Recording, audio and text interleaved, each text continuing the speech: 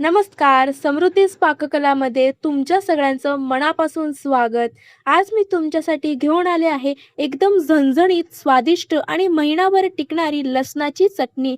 ही चटणी इतकी स्वादिष्ट, चविष्ट लागते की भाकरी, पोळी, वरण-भात किंवा वडापावसोबत खाल्ली तरी जेवणाची मजाच काही वेगळी होते. खास गोष्ट म्हणजे ही चटणी बनवताना आपण अजिबात तेलाचा वापर केला नाही. त्यामुळे अगदी चविष्ट तयार होते आणि भरपूर दिवस टिकते. अगदी कमी साहित्यात आणि सोप्या पद्धतीने ही रेसिपी तयार होते. तर चला तर मग वेळ न घालवता लगेच रेसिपीला सुरुवात करूया. इथे मी 15 ते 20 लसणीच्या पाकळ्या घेतलेल्या आहेत. त्याची साल काढायची नाही. फक्त वरचा कडक भाग कापून घ्यायचा आहे. सगळ्या पाकळ्या मी स्वच्छ कपड्याने पुसून घेतलेल्या आहेत. इथे तुम्ही बघू शकता दाखवलेल्या पद्धतीने तुम्ही लसणीची साल न काढता फक्त त्याचा देठाकडचा कडक भाग असतो तो काढून घ्यायचा आहे. इथे मी कढई गरम करून घेतले. आता कढईमध्ये 1 वाटी सुक्या खोबऱ्याचे काप घालून घेते. काप घातले की ते छान भाजून घ्यायचे. खोबरे भाजताना अजिबात तेल वापरायचं नाही, कारण खोबऱ्यात स्वतःचं तेल असतं. त्यामुळे वेगळं तेल आपल्याला घालायची गरज नाही लागत.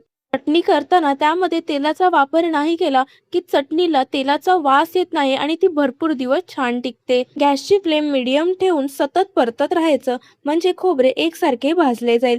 खोबरे छान भाजले गेले की ते बाजूला काढून घ्या. आता हे खोबरे भाजून झाले ते एका प्लेटमध्ये काढून घेते. त्याच कढईमध्ये अर्धी वाटी शेंगदाणे घालून घ्यायचेत. शेंगदाणे सुद्धा भाजून घ्यायचेत. शेंगदाणे भाजत असताना ते सतत परतत भाजायचे.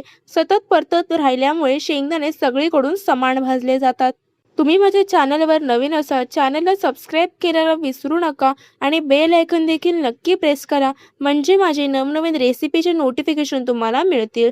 शेंगदाणे भाजून झाले की तेही काढून घ्या.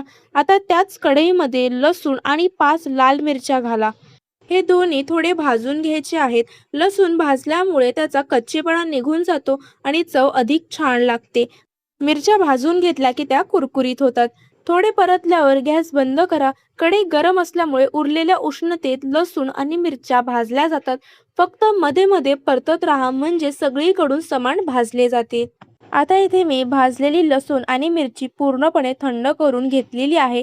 ती व्यवस्थित थंड झाल्यावर आता आपल्याला मिक्सरमध्ये फिरवून घ्यायची आहे.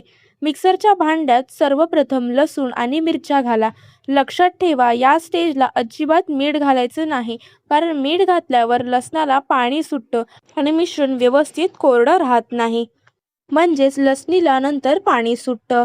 आता लसूण आणि मिरची अगदी बारीक करून घ्या. बघा, मिश्रण एकसारखं झालेलं आहे. आता त्यात भाजलेलं सुकं खोबरं, भाजलेले शेंगदाणे आणि काश्मीरी लाल मिरची पावडर घाला. काश्मीरी लाल मिरचीमुळे चटणीला आकर्षक लाल रंग आणि रुचकर चव येते. त्यानंतर चवीनुसार मीठ घाला. आता हे मिश्रण मिक्सरमध्ये फिरवताना सतत फिरवू नका, थोडं थांबत थांबत फिरवा. त्यामुळे चटणी एकसारखी आणि सुरेख भरडसर तयार होते. बघा, किती चविष्ट आणि कोरडी चटणी तयार झालेली आहे. यात अजिबात तेलाचा वापर केलेला नाही. यामुळे ही चटणी महिनाभर सहज टिकते. तयार झाली आपली खमंग, झणझणीत आणि स्वादिष्ट लसणाची चटणी. ही चटणी तुम्ही एकदा बनवलीत ना तर पुन्हा पुन्हा नक्की बनवाल, इतकी मस्त लागते. आणि सर्वात महत्त्वाचं म्हणजे यात तेलाचा वापर नसल्यामुळे ही चटणी महिनाभर अगदी व्यवस्थित टिकते. तुम्ही ही चटणी भाकरी, पोळी, पराठा, वरण-भात किंवा वडापाव सोबतही सर्व्ह करू शकता. तुम्हाला माझी ही रेसिपी कशी वाटली हे कमेंट करून नक्की सांगा. तुमच्या प्रतिक्रिया वाचायला मला नेहमीच खूप आवडतात. रेसिपी आवडली असल्यास व्हिडिओला एक लाईक नक्की करा. चॅनलला अजून सबस्क्राईब केलं नसेल, चॅनलवर नवीन असाल तर लगेचच चॅनलला सबस्क्राईब करा आणि बेल आयकॉन देखील नक्की क्लिक करा, जेणेकरून माझे येणारे नवनवीन रेसिपीचे नोटिफिकेशन तुम्हाला मिळतील. भेटूया पुन्हा अशाच एका नवीन रेसिपीसोबत नवीन व्हिडिओमध्ये.